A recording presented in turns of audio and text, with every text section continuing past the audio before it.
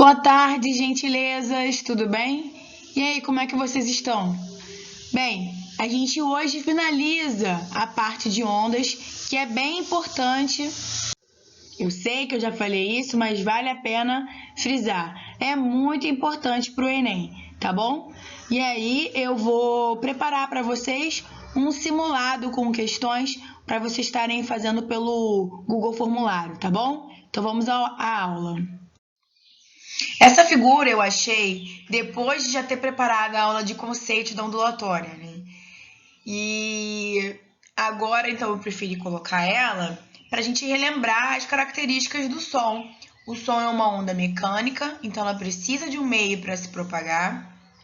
E é uma onda longitudinal, onde a vibração possui a mesma direção da propagação.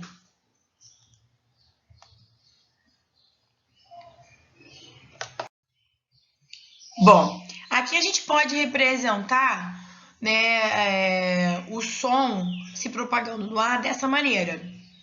Então, por exemplo, a minha voz, né, as cordas vocais, elas vibram e com isso o ar, né, sai de uma maneira diferenciada, controlado pela língua, pela boca, criando regiões de maior pressão e regiões de menor pressão.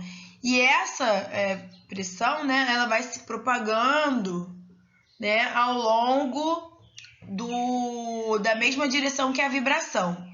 Né? Então, a direção de propagação e a vibração é a mesma. E aí, do mesmo jeito que a gente tinha um espectro eletromagnético, nós também temos o espectro sonoro. Mas nesse caso, ele é dividido, né, em só 3 partes.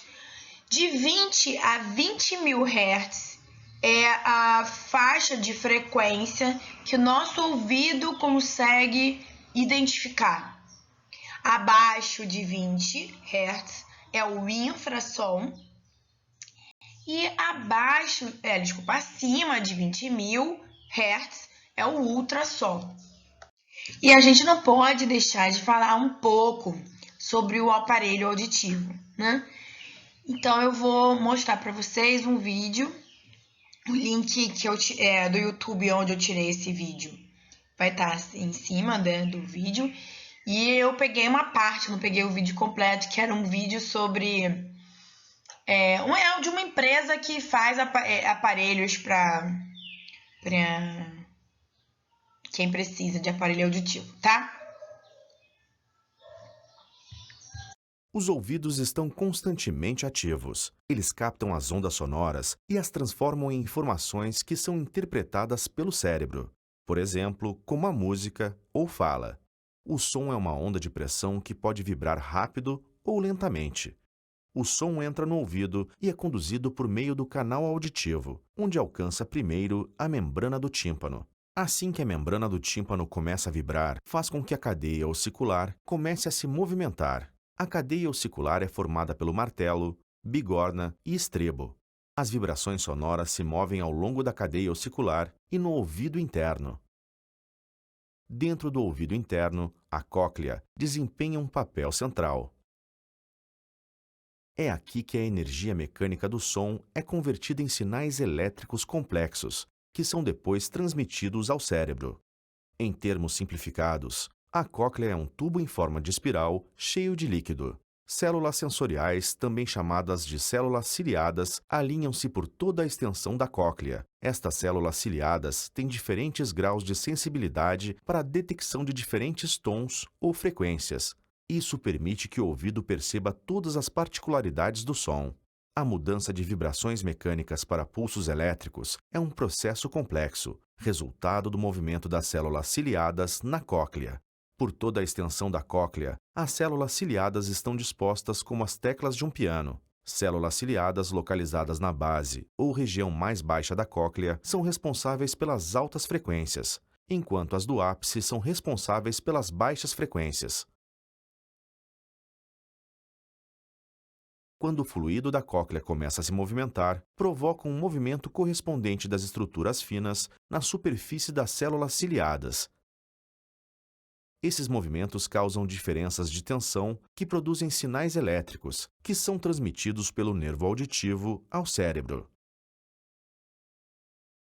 O córtex auditivo interpreta essa informação como som, por exemplo, música ou fala.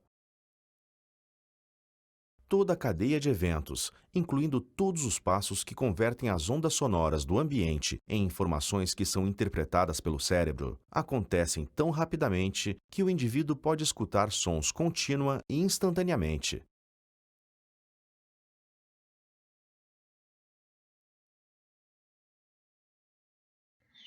Então, depois desse breve vídeo sobre como o ouvido funciona, a gente vai falar sobre três situações que podem ocorrer quando o som sofre reflexão, tá?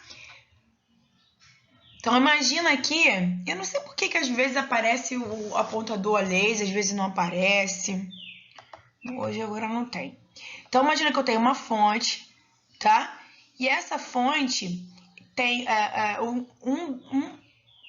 uma parte desse som chega direto ao observador e outra parte ela sofre reflexão numa parede e também esse som 2 também chega ao observador. Então, com isso pode acontecer esses três fenômenos aqui. O primeiro é o reforço, quando o som 1 e o som 2 chegam quase que simultaneamente à orelha. Então, nesse caso, você só tem uma intensidade sonora maior, né? Lembra que a intensidade tem a ver com quanto de energia esse som, essa onda possui, né? Então, vai parecer com um volume maior, como a gente vai verificar nos próximos slides, que o volume está relacionado à intensidade sonora, ao quanto de energia essa onda possui. A reverberação é quando o som 1 e o som 2 chegam num intervalo um pouquinho maior, mas ainda assim não passa de 0,1 segundo. Esse 0,1 segundo é uma característica do nosso ouvido, que não consegue distinguir perfeitamente sons que que chegam ao nosso ouvido com um valor de tempo inferior a 0,1 segundo. Então, o que acontece na reverberação? Parece um prolongamento da palavra. A palavra parece ser um pouquinho maior, mas ainda não consegue distinguir, né, duas palavras, tá? E finalmente, o eco, né, que quando o som 1 chega e depois de 0,1 segundos no mínimo, tá? Tem que ser um tempo superior a 0,1 segundos, esse observador percebe e aí ele consegue claramente diferenciar dois sons, tá? E aí acontece o eco. E aí, se a velocidade da luz é 340 metros por segundo, né? Qual é o intervalo? Qual é a distância mínima necessária para que o eco aconteça, tá? Levando em consideração que o som emitido demora 0,1 segundos, né? Vou botar a distância, já que ele quer a distância mínima, vou colocar o tempo mínimo necessário para isso, tá? Então, tentem fazer a conta. Essa uma questão sobre eco caiu já na UERJ, na prova discursiva, tá? Mas não é uma questão difícil de ser resolvida, a gente só tem que levar em consideração que o som vai e volta. Por exemplo, se você estiver emitindo, né? Você for a fonte, você der um grito, eco, esse som ele tem que ir e voltar e nesse trajeto todo gastar no mínimo 0,1 segundos, tá? E agora a gente vai falar sobre as qualidades do som, né? Qual é a diferença entre ruído e música? O timbre, então, ele está relacionado a instrumentos, fontes diferentes, né? Produzindo uma mesma frequência, uma mesma nota musical. Então, por exemplo, eu consigo ver aqui nesse som puro produzido pelo diapasão uma nota, sei lá, Lá. Então, aqui está a nota Lá do diapasão. Ela tem um formato diferente da nota Lá nesse som complexo aqui da guitarra. Mas olha a frequência.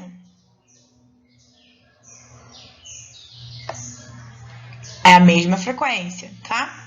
Olha essa mesma nota Lá, com um formato diferente produzido pelo piano, mas que possui a mesma frequência, tá bom? Então, o timbre é frequências iguais, né? Produzidas por fontes diferentes que me dão formatos de ondas diferentes. E é assim que você consegue distinguir um instrumento musical do outro, através do timbre. A altura, cuidado, no dia a dia, a gente mistura a ideia de altura com volume, tá? E a altura não tem a ver com volume. A altura está relacionada à frequência. E a frequência é se o som é agudo ou grave, tá? Em geral, as mulheres têm sons mais altos, mais agudos, né? Menos a esposa do Belo. E, em geral, os homens têm som, né? Emitem sons mais baixos, mais graves, menos o Anderson Silva. Então, a altura, ao contrário do nosso dia a dia, está relacionada ao som alto, com a frequência alta, que é o som agudo, aquela voz fininha, maravilhosa, né, de se ouvir. E o som baixo é um som grave, né, que está relacionado a uma frequência baixa. Então, pensou em altura, tem que pensar em frequência. Né? E aqui eu gosto muito dessa figurinha, né, que a gente consegue identificar a frequência percebida e a frequência emitida. Porque nós, seres humanos, a gente consegue ouvir, né, a faixa de frequência de 20 a 20 mil. Então, esse verde cocô aí é a faixa de frequência que a gente consegue ouvir, só que a gente não consegue emitir toda essa frequência. A gente só emite de 85 até 1100 Hz. Então, por exemplo, o golfinho, ele consegue... Cadê? Deixa eu ver aqui. Ó, se a gente botar aqui a máxima... O golfinho, ele consegue ouvir a maior parte da nossa fala. Diferente, por exemplo, ó, do morcego. O morcego, ele não é capaz de ouvir, de identificar a nossa voz. Porque a faixa de frequência que ele consegue identificar tá maior do que a que a gente consegue. Ah, não, aqui é 1100, aqui é 1000. Só um pouquinho, né? Tá mal feito isso aqui, mas só um pouquinho, né? E aí, por exemplo, tem uma boa parte aqui, ó, que o cachorro, né? Tem um pedaço aqui que o cachorro, que a gente não consegue ouvir, mas que o cachorro consegue, né? Ele consegue até 50 mil, a gente consegue até 20 mil. Então, por isso que tem aquele apito do cachorro que a gente não ouve, mas o cachorro ouve. E assim vai, tá bom? Então, aqui, ó, os sons musicais, eles estão entre 20 a 5.000. A partir de 5.000 Hz, já começa a ser um som desagradável para o nosso ouvido, tá bom? Bem legalzinho esse quadrinho. E por último, a intensidade, que é forte ou fraca, e aí sim está relacionada ao volume. Aqui eu tenho o volume, então cuidado que pode ter pegadinha, né? Quando cai a questão de qualidade do som, ele quer justamente identificar se você sabe que no dia a dia a gente utiliza esses termos diferentes da física, né? Então, a amplitude é o quanto de energia essa onda possui. E quanto mais energia, maior vai ser a vibração, maior vai ser a amplitude. E quanto menos energia, menor vai ser essa amplitude. Então, por isso que aqui a gente fala som com maior intensidade, som com menor intensidade, tá? Então, aqui é um som forte, tá? E, né, aqui, por exemplo, o avião. Aqui no avião é um som forte, que tem uma amplitude grande. Por isso que eu botei grande aqui, tá? Para não usar o alto e baixo da frequência. Que tem uma amplitude grande, porque tem mais energia empregada, mais energia se propagando ali. E um som menor, um som fraco, que tem uma amplitude pequena, tá?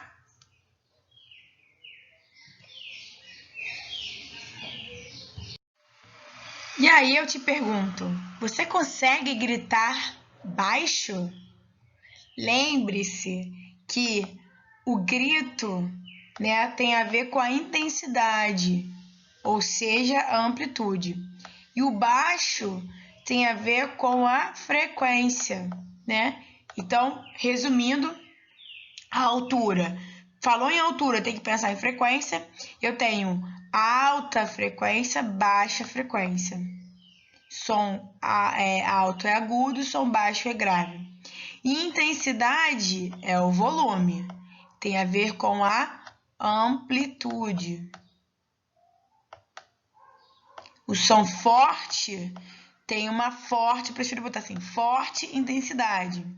E o som fraco tem uma fraca intensidade.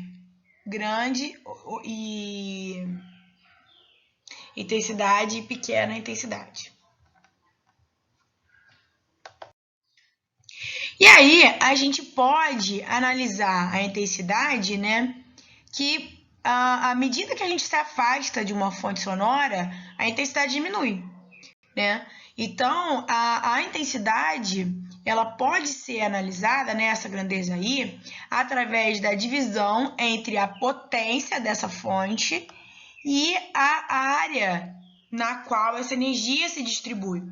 A unidade que a gente tem, né, de potência é a unidade de watts e a área é metro quadrado. Então, a intensidade vai ser watts por metro quadrado, né? Embora a orelha humana ela tenha uma boa acessibilidade, né, aos mais variados tipos de som, essa percepção não vai ser igual para todos.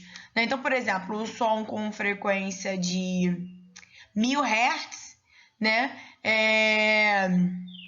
ele precisa ter uma mínima intensidade, que é o que a gente chama de limiar da audição. Escreve, filho. Limiar da audição, tá? Então, o I0, ele é a intensidade mínima que o ouvido humano consegue perceber, tá?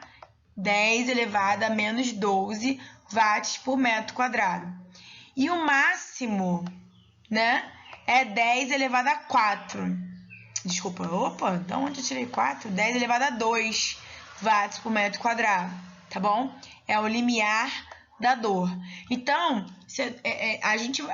essa intensidade ela vai ser sempre nessa escala da potência de 10.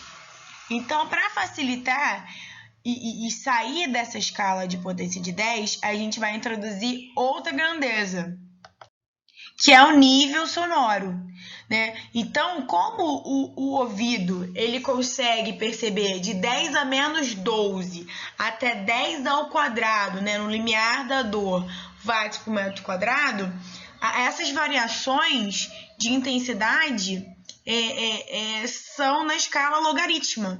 E aí a gente joga isso, transforma de intensidade para nível sonoro. Vamos ter uma pequena participação aqui. Nossa, como você tá bonita! Transforma de intensidade para nível sonoro justamente para a gente poder facilitar a identificação, a classificação, tá bom? Então, esse nível sonoro,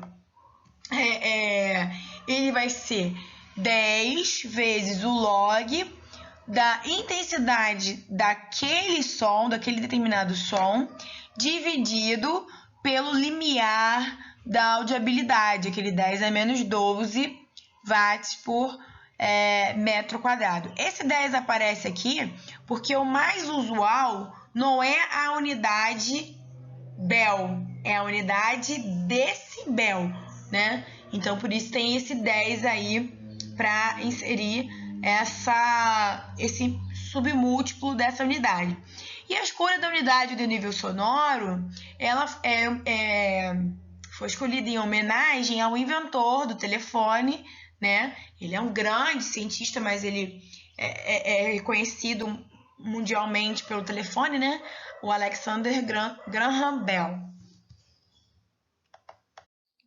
Então, aqui a gente tem um exemplo, né, uma tabela que mostra justamente como seria difícil trabalhar com essas potências, né, e como é mais fácil sair da grandeza, intensidade sonora e passar para o nível sonoro, né, em decibéis. Então, a gente tem o limiar da audibilidade, que seria o nível sonoro 0, né, então a faixa da conversa, uma música, seria em torno de 80 decibéis, mais ou menos. 90 já começa a incomodar. 100 já tá começando já vai ter problemas auditivos, né? E aí, a gente tem essa tabela aqui que eu achei bem interessante, que ela tem na vertical a intensidade sonora, junto com o nível sonoro correspondente. Então, o 0 do nível sonoro, 0 decibéis, equivale a 10 a menos 12 de intensidade, né? E aí a gente tem aqui a frequência correspondente, né, variando ali. Lembrando que, em geral, a gente consegue ouvir entre 20 e 20 mil Hz, tá? Aqui tá dividido, parece estar estranho, mas é porque é um gráfico logaritmo, né? E a gente consegue ver aqui uma faixa onde tem a música, né? Uma conversa mais baixa, talvez, aqui para baixo. Essa linha verde é o limiar de audibilidade, tá? E a vermelha é o limiar da dor, tá bom?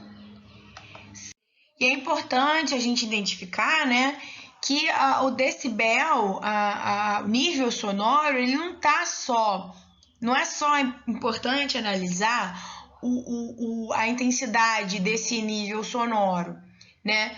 E sim também o tempo de exposição. Lembra que 0 seria o limite, né? 0 decibéis. A faixa de conversação, né, seria entre 45 e 75 decibéis, tá? Até 85 não há risco, é uma música um pouquinho mais alta, talvez, tá? Aí, ó, já tem aqui 90 decibéis, o ideal é que seja até 4 horas. É o motor de um ônibus, é uma feira livre, tadinho do motorista do ônibus, né? A partir de 95, eu tenho 2 horas de exposição. Latido do cachorro, tem que falar isso pro meu vizinho. e o secador de cabelo, tá? Acima de 100, 1 hora de exposição é o indicado. Tem o liquidificador, o choro do bebê. Ninguém falou isso pra minha filha quando ela nasceu, né? O choro do bebê, batedeira, aspirador de pó. Porque acima do 105 já começa um desconforto, é o limite do desconforto, tá? Então, uma obra dentro de casa, 30 minutos de exposição, tá? E aí, acima disso, a gente tem valores onde eu posso ter 15 minutos de exposição, 7 minutos de exposição, 115 seria um congestionamento intenso, rojão, ficar na balada perto da caixa de som. Seria o ideal 7 minutos de exposição, porque acima de 130 a gente já começa no limiar da dor, tá bom? Então, cuidado que não é só a intensidade, o nível sonoro, né, que a gente está analisando o nível, intensidade e nível tão correlacionados, é claro, mas a intensidade é watts por metro quadrado e o nível é decibéis. Então, aqui a gente está falando de decibéis.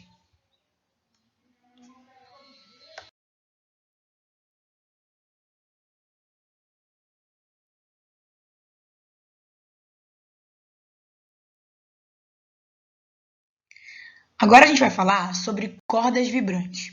Muitos instrumentos musicais, né, o violão, o violino, gostaria de saber tocar violino, mas...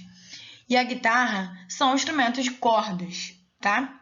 Para quem gosta de música clássica, tem um grupo muito legal chamado Piano Gás no YouTube, dá uma olhada lá depois.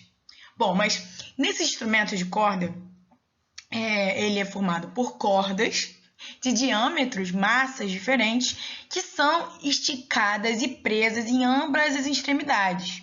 Então, por exemplo, aí, imagina uma corda de comprimento L presa nas extremidades e essa corda, né, ela é tracionada de uma força F.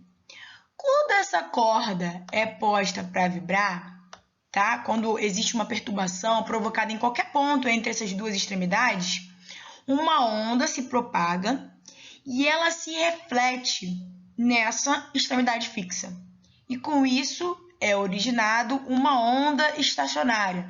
Lembre-se que a gente viu nos fenômenos ondulatórios que quando ocorre reflexão numa corda com extremidade fixa, há uma mudança de fase, ou seja, o vale vira ventre e o vale vira crista, e a crista vira vale, tá ok? Vice-versa. Então, quando esse vale e essa crista se encontram,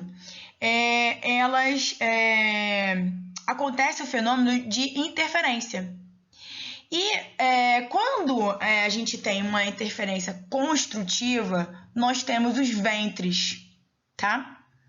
E quando nós temos uma interferência destrutiva, nós temos os nós, né? Então, a interferência construtiva aumenta a amplitude e a interferência destrutiva diminui a amplitude, podendo, né, anular essa energia. E aí, a gente pode observar que a gente tem representado aqui metade de um comprimento de onda. A gente chama essa configuração, né, onde quando a gente só tem um ventre, de primeiro harmônico, ou modo fundamental. Nota que a gente pode escrever o L em função desse comprimento de onda. Eu tenho 1/2 de comprimento de onda. Peraí. 1/metade de comprimento de onda, tá? Então, é isso. Quando eu tenho apenas um ventre, eu tenho o primeiro harmônico ou o que a gente chama de modo fundamental, tá? Agora, se eu aumento a frequência da qual eu estou aplicando essa perturbação, eu vou ter aqui, por exemplo, o segundo harmônico, onde eu tenho 2 ventres. Então, o ventre, ele marca o harmônico nas cordas vibrantes. Então, os pontos onde eu tenho interferência construtiva, a gente chama de ventre. Os locais onde a gente tem, os pontos onde tem interferência destrutiva, a gente chama de nós, né? E a gente pode representar o comprimento de onda através...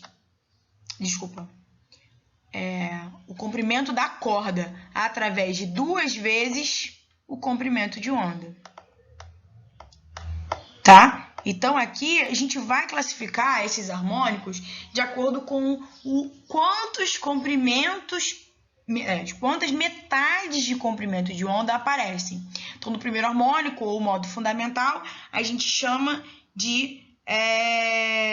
Olha, a gente tem um ventre, né? Que eu vou chamar esse comprimento de onda 1, o comprimento de onda do primeiro harmônico. E o comprimento de onda 2, o comprimento de onda do segundo harmônico. Então, aqui nessa figura, a gente tem a representação do primeiro harmônico, segundo harmônico, terceiro, quarto, quinto, tá? E todos eles, a gente vai ver que a gente vai trabalhar com metades, né? Então, o L, que é o comprimento da corda, aqui a gente vai ter, ó, no primeiro harmônico, 1 meio comprimento, no segundo harmônico, 2 meios comprimentos, no terceiro harmônico, 3 meio comprimento de onda, aqui no quarto harmônico, 4, e assim em diante. Por isso que eu escrevi daquele jeito. Então, a gente pode escrever assim, generalizar, que o L é igual a N, que é o número do harmônico, vezes o comprimento de onda daquele harmônico, né? Dividido por 2. Claro que a gente precisa saber qual é o comprimento de onda. Então, pegando essa equação e colocando o lambda N em evidência, a gente consegue, então, calcular o comprimento de onda de cada harmônico com essa relação. E é importante identificar que o N ele possui valores inteiros. A partir do 1, já que o 1 é o harmônico fundamental, tá bom? É o modo fundamental de vibração. E substituindo esse lambda N no V igual a lambda F, a gente vai achar a frequência de cada harmônico, tá? Então, a frequência do primeiro harmônico vai ser 1 vezes V, né, dividido por 2 sobre 2 vezes L, tá bom? Aí você se perguntou, peraí, mas por que ela considerou a velocidade sendo a mesma? Porque a equação de Taylor, que analisa, né, a velocidade de propagação da onda na corda, ela identifica que nessa corda a velocidade de propagação da onda vai ser dependente de quem? Da tração, né, de como ela está presa e tracionada, e da densidade linear da corda, que é o quanto de massa está sendo distribuída ao longo do comprimento dela, tá? Aqui faltou a unidade da velocidade, metros por segundo. Então, a velocidade só vai mudar se a corda mudar de densidade ou se você apertar ou diminuir a tensão que tem sobre aquele comprimento, né, aquela corda, aquele L. Então, voltando àquele slide dos harmônicos, como a gente sabe que a velocidade é a mesma, né?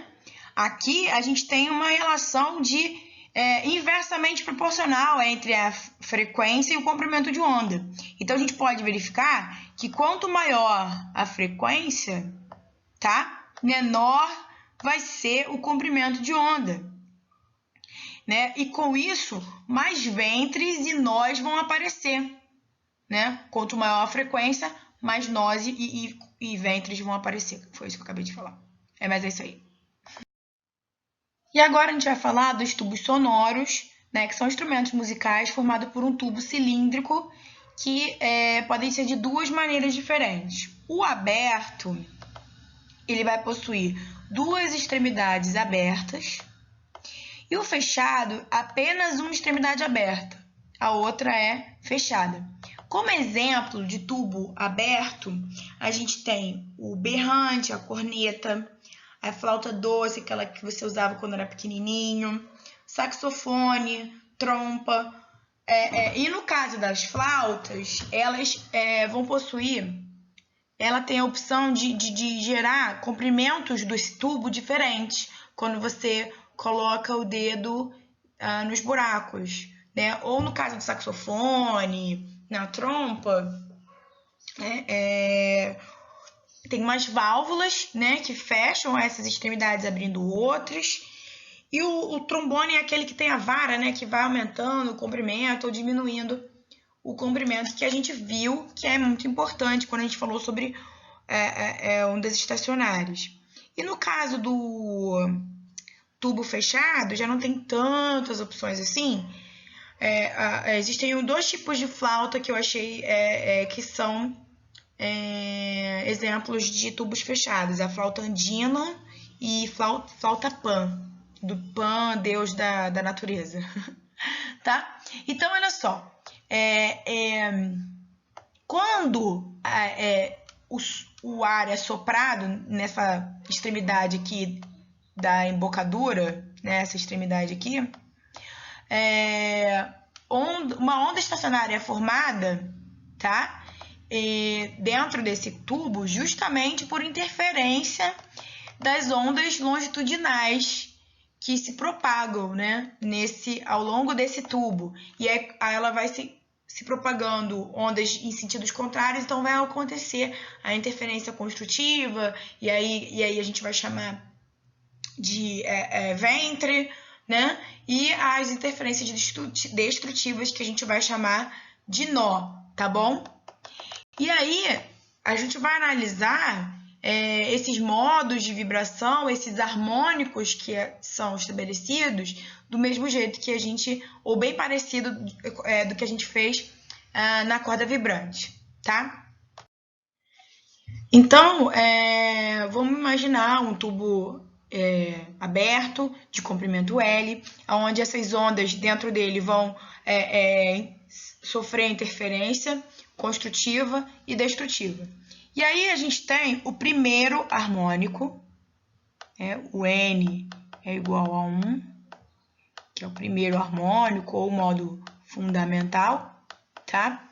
E aí, esse modo de vibração dentro do tubo aberto, ele vai ser classificado pelo nó, tá? Então, o número de nós é equivalente ao número do harmônico, diferente da corda vibrante, que era o número de ventre que identificava o número do harmônico, tá? E aqui, também, diferente da corda vibrante, a gente não vai trabalhar com metades do comprimento de onda, e sim 1/4. Então, a gente pode escrever que L é igual a 2, tá? 2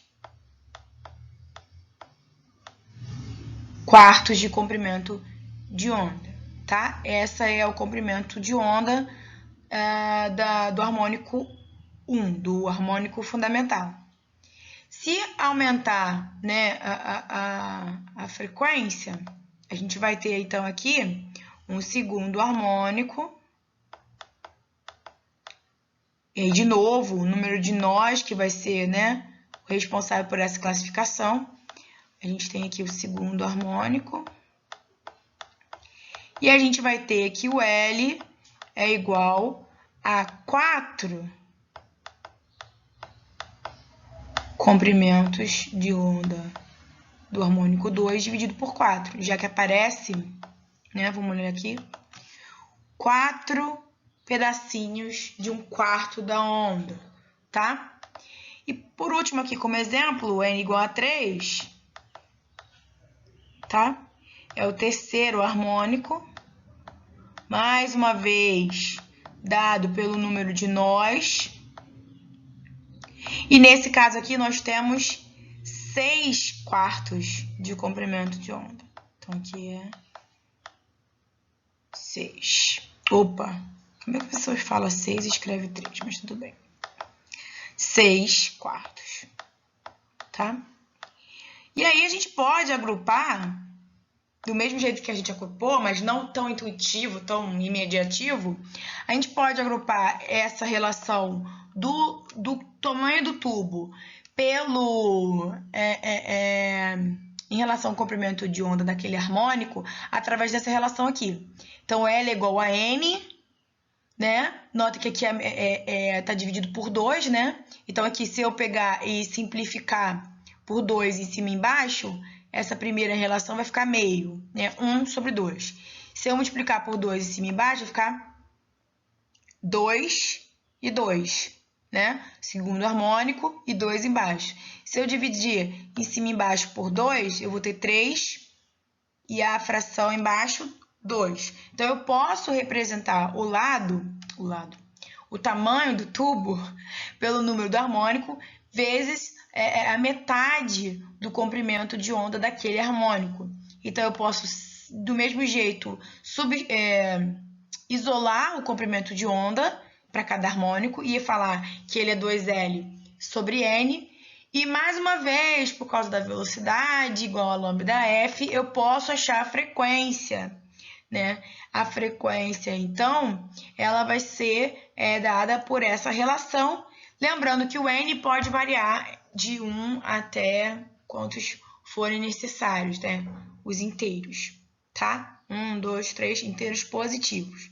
Então, a mesma história, a velocidade é a mesma, o comprimento de onda é inversamente proporcional à frequência. Quanto maior a frequência, menor o comprimento de onda, mais nós e ventres vão aparecer, tá?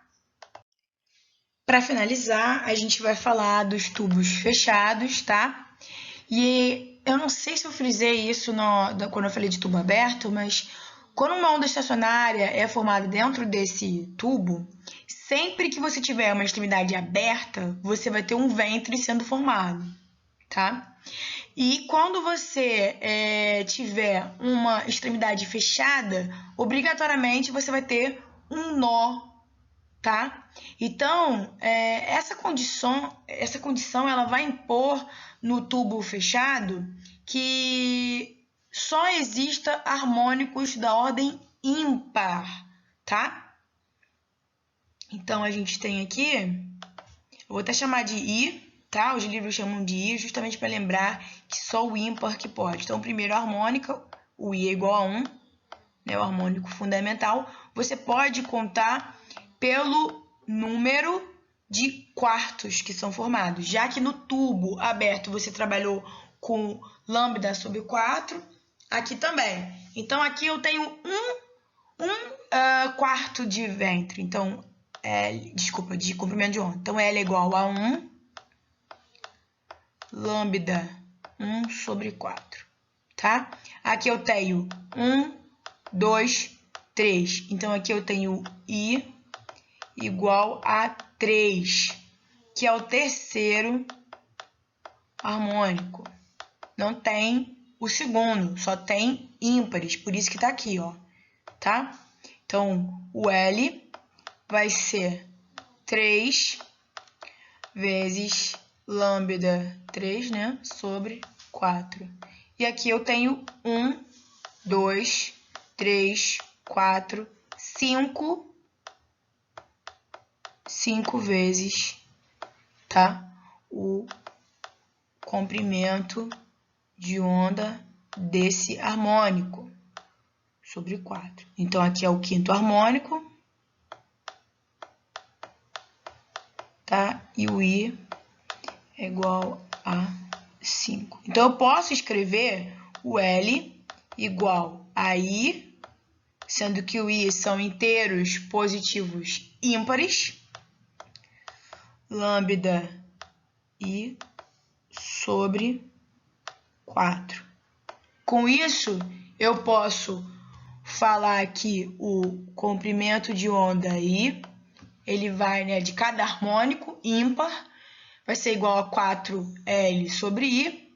Com isso, eu tenho a frequência para cada harmônico, né, colocando esse valor do comprimento de cada harmônico naquela fórmula V igual a lambda F, eu tenho que I vezes V sobre 4L, tá bom? Então, é isso.